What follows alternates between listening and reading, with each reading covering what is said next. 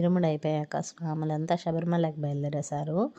So మేము భోజనం చేసుకొని ఇంటికైతే స్టార్ట్ అయిపోయాము. దగ్గరలో మీకు ఒక వాగు చూపించాను కదా ప్రీవియస్ వీడియోలో.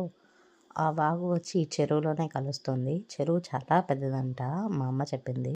ట్రైన్ వెళ్ళిపోయాక మేమైతే పుత్తూరులో ఉన్న అంజేరమ్మ గుడికి అయితే వెళ్ళాము. ఎప్పుడో మా నాన్న ఉన్నప్పుడు వచ్చాను, దాంతో ఇప్పుడే రావడం ఈ గుడికి. గుడి అయితే చాలా బాగుంటుంది. ఇక్కడ అమ్మవారు చాలా పవర్ఫుల్. ఏం కోరికలు కోరుకున్నా చాలా త్వరగా నెరవేరుస్తారు. లోపల అమ్మవారిని వీడియో తీయకూడదు కాబట్టి జస్ట్ ఒక క్లిప్ తీసాను అంతే, ఎక్కువ తీయలేదు.